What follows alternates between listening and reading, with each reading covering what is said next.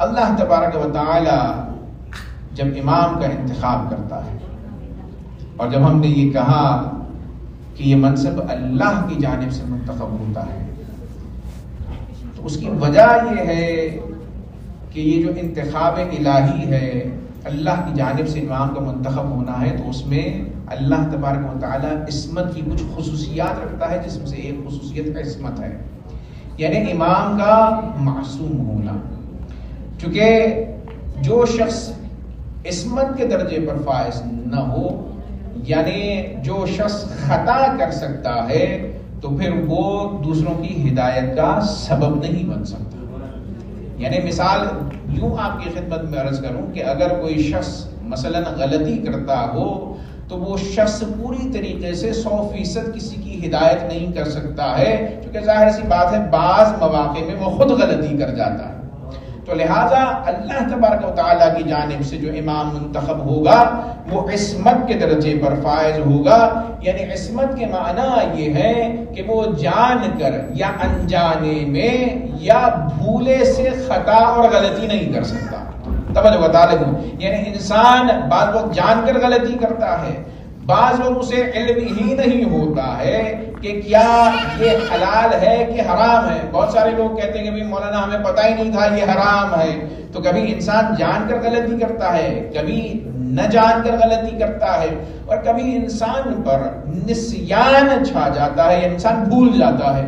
مسئلے کو آپ نے یاد کیا تھا لیکن مسئلہ آپ بھول گئے، تو بھولنے کی وجہ سے انسان خطا کرتا ہے۔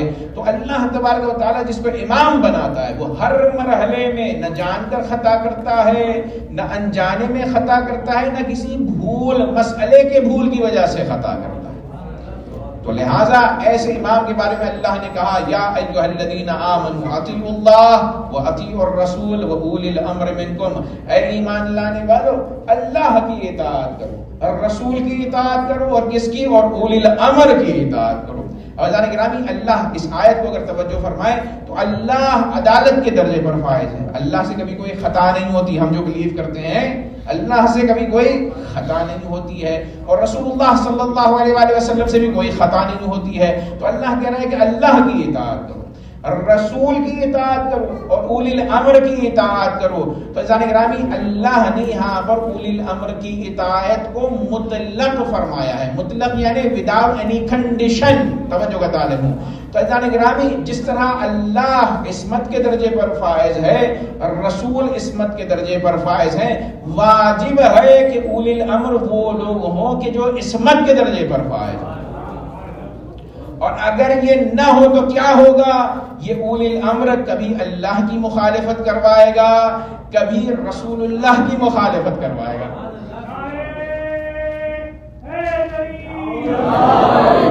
کیوں جانے گرامی؟ ہم یہ نہیں کریں کہ وہ جان کر، چونکہ وہ معصوم نہیں ہے، تو معصوم ظاہر سی بات ہے بعض وقت غیر معصوم خطا کرتا ہے بھولے سے۔ تو اگر اولی الامر معصوم نہیں ہوگا تو وہ امت کو بھولے سے کبھی گمراہ کر سکتا ہے۔ تو لہٰذا اللہ اپنی صف میں جب کسی کی اطاعت کروا رہا ہے، رسول اللہ کی اطاعت کروا رہا ہے، تو اولی الامر وہ ہوگا کہ جو معصوم ہوگا۔ ایک صلوات پڑھیں محمد و آلہ محمد۔ اور جانے گرامی، امام کے لیے معصوم ہونا علم منطق میں، ہمارے علم لاجک میں یہ کہا جاتا ہے، مجھے پتہ نہیں کتنا وقت ہے ہمارے پاس، صلوات علی محمد و آل محمد۔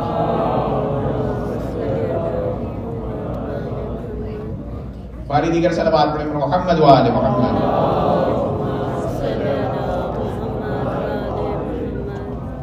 علم کلام میں یہ کہا جاتا ہے کہ اگر امام کوئی شخص، امام آپ نے اسے بنایا اور وہ امام خطا کار ہے، ٹھیک ہے نا، جیسے مسلم امہ نے ائمہ اپنے بنائے، لیڈرز بنائے، انہیں اولی الامر بھی کہا، تو وہ خطا کار نکلے نا۔ تاریخ میں بہت سارے اولی الامر جن کو امیر المومنین کہتے رہے ہیں، ٹھیک ہے۔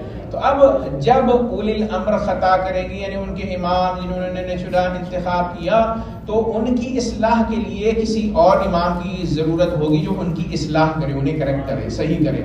تو اگر یہ شخص بھی خطا کار نکلا تو اس امام کو بھی کسی اور امام کی ضرورت ہوگی جو اس کا کریکشن کرے.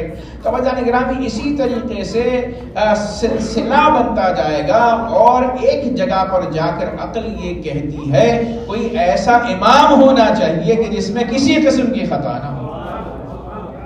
بھائیان گرامی اگر ایسا امام جہاں پر عقل یہ کہے کہ ایک امام ایسا ہونا چاہیے کہ جو ہر خطا سے بری الذمہ ہو تو اسی امام کو ہم امام برحق علی ابن ابی طالب کہتے ہیں. صلوات میں محمد وآلہ. بھائیان گرامی عصمت جو کہا ہم نے اہل بیت اطہار کے حوالے سے ائمہ طاہرین معصوم ہے تو کیا ان کو اختیار گناہ نہیں ہے؟ کیا ان سے چوائس لے لی گئی ہے یا انہیں اختیار ہے؟ اگر یہ کہا جائے کہ they have no choice to sin تو اس میں ظاہر سی بات ہے کوئی امتیاز اور کوئی کمال ائمہ طاہرین کا نہیں ہے. اللہ تبارک و تعالیٰ نے انہیں اختیار دیا ہے لیکن اس کے باوجود وہ گناہوں سے دور رہتے ہیں کیونکہ اللہ نے ان کے بارے میں فرمایا وَمَا تَشَاءُونَ إِلَّا أَن يَشَاءَ اللَّهُ. اور وہ عزیزان گرامی گناہوں سے جو دور رہتے ہیں، ایک میں مثال دیتا ہوں جو ہمارے لیے اخلاقی اعتبار سے درس بھی ہے آج کی مجلس کا، کہ ائمہ طاہرین گناہوں سے دور ہیں، عصمت کے درجے پر ایسے فائز ہیں کہ روایات یہ کہتی ہیں کہ وہ تصور گناہ نہیں رکھتے. توجہ کا تعلیم، تصور گناہ بچوں کے لیے thoughts of evil actions, they never have negative thoughts in their mind. تو بجانے گرامی سوال یہ پیدا ہوا کہ ائمہ تصور گناہ نہیں رکھتے، یہ کیسے ممکن ہے؟ تو اس کو سمجھنے کے لیے وہ واقعہ آپ کی خدمت میں پیش کروں کہ ایک شخص آیا مولا کے پاس اور اس نے کہا مولا کہ آپ کس طرح سے گناہ کے بارے میں سوچتے نہیں ہیں؟ تو میرے مولا نے کہا ہم تمہیں ایک مثال دیتے ہیں. امام نے کہا تم رفع حاجت کے لیے بیت الخلا جاتے ہو، ریسٹ روم جاتے ہو؟ تو اس نے کہا ہاں مولا ہم ریسٹ روم جاتے ہیں. تو کہا جب تم ریسٹ روم جاتے ہو اپنے آپ سے فارغ ہوتے ہو تو جو گندگی وہاں پر ہے کبھی تم نے سوچا کہ اسے اٹھا کر اپنے جسم سے لگا لو؟ تو اس نے کہا مولا یہ کیسے سوال کر رہے ہیں، وہ تو گندگی ہے. جب ہم ریسٹ روم گئے، بیت الخلا گئے، جب فارغ ہوئے تو ہم جلدی جلدی چاہتے ہیں کہ باہر نکل آئیں، تو کبھی ہم نے یہ نہیں سوچا کہ جو اپنی گندگی ہے اسے اٹھا کر اپنے بدن سے لگا لیں. تو کہا کیوں نہیں سوچا؟ تو کہا اس لیے نہیں سوچا کہ وہ نجس شے ہے. تو امام نے کہا کبھی تمہارے ذہن میں یہ خیال نہیں آیا؟ تو کہا کہ کبھی بھی پاسٹ میں، ماضی میں خیال ہی نہیں آیا کہ ہم یہ کام کریں. تو کہا کیوں نہیں آیا؟ کہا اس کی نجاست کا ہمیں علم ہے. تو کہا جس طرح اس کی نجاست کا تمہیں علم ہے اسی طرح ہر گناہوں کی نجاست کا ہمیں علم ہے. تو لہٰذا ہم تصور گناہ بھی نہیں کرتے. ایک صلوات پڑھیں پر محمد وآلہ.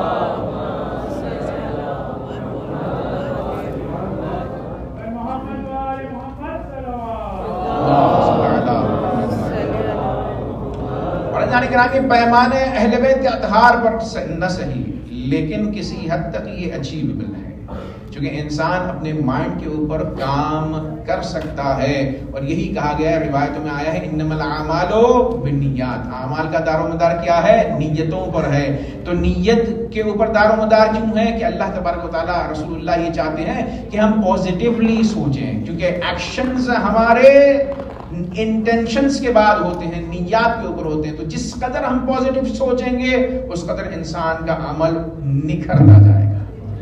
اور جان گرامی یہی سب کچھ ہمیں اہل بیت اطہار علیہ الصلوۃ والسلام نے سکھایا. آج جان گرامی ان ایام میں ابتدائے ماہ محرم الحرام ہے اور یہ جو ہم کہتے ہیں نا کہ یا لیتنی کنت معکم فافوز معکم، اے کاش مولا ہم آپ کے ساتھ. حضرت گرامی انٹینشنز انسان اپنے بنائے تو ظاہر ہے خود رسول اللہ کے اصحاب میں اگر شامل ہونا ہو یا مولا حسین کے اصحاب میں شامل ہونا ہو تو انسان نیت کرے اور مولا کے مقاصد کو آگے لے کر چلے تو اصحاب میں ضرور اس کا شمار ہوگا. ہاں حضرت گرامی ابا عبداللہ الحسین پر گریے کے ایام ہیں. یہ وہ گریہ ہے عزیزو کہ جو صرف اور صرف امت مسلمہ میں شروع نہیں ہوا، چونکہ حسین وہ ہے کہ چھٹے امام کی ایک روایت ہے کہ میرے مولا نے فرمایا الحسین عبرۃ کل مومن. حسین ہر مومن کے سامنے جب حسین کا نام لیا جاتا ہے تو اس کی آنکھوں میں نمی آ جاتی ہے.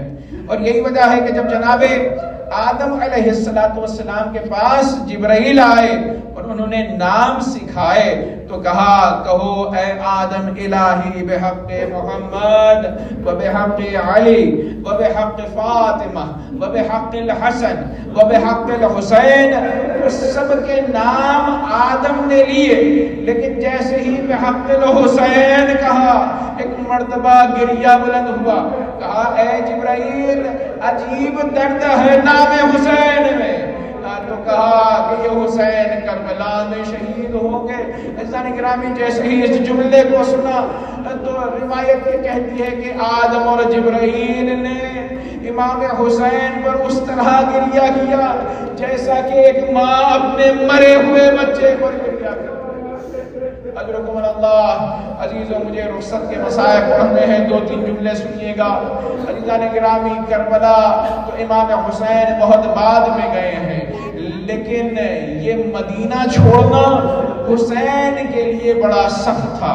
یہی وجہ ہے کہ میرے مولا امام زمانہ علیہ السلام کہتے ہیں سلام ہو میرا کربلا کے اس شہید حسین پر کہ جسے زبردستی جبرن مدینے کو چھڑوایا گیا.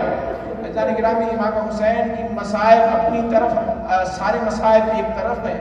عزیزو انسان کو اپنا وطن چھوڑنا پڑے جہاں پر وہ پیدا ہوا ہو، جہاں پر اس کی یادیں جڑی ہوئی ہو، یہ خود ایک مصیبت ہوتا ہے انسان کے لیے. عزیزان گرامی جیسے ہی یہ پتا چلا کہ میرے مولا کو ولید نے گورنر نے بلایا تو قاصد آتا ہے اور آنے کے بعد دخل الباب گھر پر دیتا ہے. جناب زینب ام کلثوم وہاں پر موجود تھی. حسین دروازے پر گئے اور جانے کے بعد کہا کہ کون شخص ہے دروازے پر؟ تو عزیزان گرامی قاصد نے کہا کہ مجھے ولید نے بھیجا ہے اور وہ یہ چاہتا ہے کہ فوراً آپ دارالامارہ تشریف لائیں. عزیزان گرامی یہ جملہ سننا تھا کہ ایک مرتبہ جناب زینب اولیاء مقام پریشان ہو. کہا کہ اے حسین اکیلے نہ جائیے گا، جوانان بنی ہاشم کے ساتھ جائیے گا. عزیز دارالامارہ آئے میرے مولا اور آنے کے بعد ولید سے پوچھا کہ بلانے کا سبب کیا ہے؟ تو ولید یہ کہتا ہے کہ معاویہ اس دنیا سے گزر گیا ہے اور یزید نے آپ سے بیعت طلب کی ہے. عزیزو جیسے اس جملے کو سنا میرے مولا نے کہا کہ بیعت کا معاملہ ہے، رات کی تاریکی میں اندر بند کمروں میں اس معاملے کو ڈسکس نہیں کیا جا سکتا. کل ملائے عام میں لوگوں کے سامنے اس بیعت کا سوال رکھنا، حسین علی کا لال تمہیں جواب دے گا. عزیزان گرامی یہ کہہ کر امام باہر آنا چاہتے تھے کہ وہاں پر مروان کھڑا ہوا تھا. اس نے کہا اے ولید اگر حسین اب چلے گئے بغیر بیعت کے تو حسین سے بیعت لینا مشکل ہو جائے گا، یا بیعت لے لے یا حسین کا سر قلم کر دے. عزیزان گرامی ایک مرتبہ جب یہ جملہ کہا تو حسین کو جلال آیا. حسین نے کہا مروان سے کہ ابن الزرقاء تیری کیا مجال کہ تو مجھے قتل کرے. عزیزو جیسے ہی یہ آواز بلند ہوئی 30 جوانان بنی ہاشم جو باہر کھڑے ہوئے تھے ایک مرتبہ داخل ہوئے دارالامارہ کے. امام کو حصار میں لیا اور باہر لے کر چلے گئے. میں کہوں گا مولا ابھی آپ نے آواز بلند کی کہ جوانان بنی ہاشم چلے آئے، ایک وہ وقت بھی کربلا کے میدان میں ہوگا کہ جب حل من ناصر کی صدا بلند ہوگی لیکن کوئی نہیں ہوگا کہ جو حسین کی مدد کے لیے. عزیزان گرامی ایک مرتبہ آئے اور آنے کے بعد زینب سے کہا کہ سامان سفر باندھو، مدینہ رہنے کے قابل نہ رہا. مزار رسول اللہ پر آئے، گریہ کیا، کہا نانا امت نے بیعت طلب کر لی ہے. اور روتے روتے راوی یہ کہتا ہے کہ میرے مولا سو گئے، غنودی آ گئی اور ایک مرتبہ رسول اللہ کو خواب میں دیکھا. ایک مرتبہ رسول اللہ نے جب خواب میں مولا نے رسول اللہ کو دیکھا تو رسول اللہ نے کہا کہ اے حسین وقت آ گیا ہے مدینہ چھوڑنے کا، میری طرف چلے آؤ، کربلا کی طرف تمہیں جانا ہے. جانے گرامی خواب سے بیدار ہوئے، کہا انا للہ و انا الیہ راجعون. پھر اماں کی مزار پر آئے. عزیزو بڑی مشکلات کے ساتھ اماں سے خدا حافظی کی. اب اہل بیت حرم ہیں کہ جو تیار ہیں، قافلہ آمادہ ہے، راوی یہ کہتا ہے کہ کچھ اونٹ آئے جو سامنے ٹھہرے مولا کے گھر میں، مولا نے اس میں آذوقہ جمع کیا، کہ پھر کچھ اونٹ آگے لائے گئے مولا کے گھر کے سامنے، تو اس کے اندر خیموں کو رکھا گیا۔ پھر اس کے بعد یک بیک، عزیزان گرامی تیزی سے گزر رہا ہوں، یک بیک بیویاں سوار ہونا شروع ہوئی، اہل بیت کے حرم سوار ہونا شروع ہوئے، یہاں تک کہ راوی یہ کہتا ہے کہ ایک مرتبہ میری نظر ایک خاتون پر پڑی کہ جو حصار میں بیت الشرف سے نکلی، جن کی اطراف میں کافی بیویاں تھیں۔ جیسے ہی حسین نے اس بیوی کو دیکھا، ایک مرتبہ کہا اکبر کہاں ہو، اے قاسم کہاں ہو، اے اون محمد کہاں ہو، اے عباس کہاں ہو، وہ دیکھو میری بہن آ رہی ہے، احترام سے سوار کرو۔ عزیزان گرامی بیویوں کو سوار کیا گیا۔ عزیزوں بیویاں جب سوار ہو چکی تو ایک مرتبہ سب سے خدا حافظی کرتے کرتے میرے مولا رسول اللہ کی زوجہ کے پاس آئے، ام سلمہ، اور ایک مرتبہ کہا نانی جان میں مدینہ چھوڑ رہا ہوں۔ تو کہا کہاں کا ارادہ ہے؟ تو کہا عراق کا ارادہ ہے۔ جیسے ہی یہ جملہ سنا ام سلمہ نے تو کہا کہ اے حسین عراق نہ جانا، چونکہ میں نے تمہارے نانا رسول اللہ سے سنا ہے کہ عراق میں تم شہید کر دیے جاؤ گے، اور یہ مٹی مجھے رسول اللہ نے دی تھی، اور کہا تھا کہ جب یہ مٹی خون میں تبدیل ہو جائے تو سمجھ لینا کہ حسین شہید ہو گیا۔ رضا نے گرامی کہا اے نانی جان میں عراق ہی جا رہا ہوں، اور میں کچھ اور مٹی، روایات یہ کہتی ہیں کہ میرے مولا نے قبض قدرت سے اعجاز کے ذریعے کربلا سے اٹھائی اور کہا کہ اس مٹی کو اسی مٹی سے ملا لیجئے، اور جب یہ خون میں تبدیل ہو جائے تو سمجھ لیجئے کہ آپ کا حسین شہید کر دیا گیا۔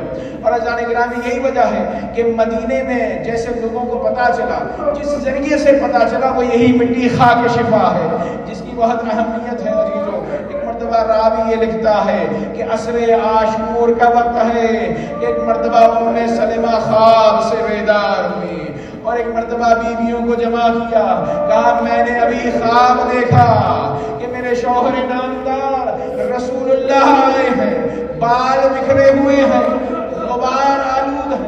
جب میں نے سبب پوچھا تو رسول اللہ نے کہا اے ام سلمہ عصر عاشور ہے، سونے کا وقت نہیں ہے، ہائے میرا لال حسین کربلا میں شہید کر دیا گیا۔ اب جو ام سلمہ دوڑی خاک شفا کو اٹھایا تو خاک خاک نہیں ہے، خون میں تبدیل ہو چکی۔ الا لعنت اللہ علی القوم الظالمین وسيعلم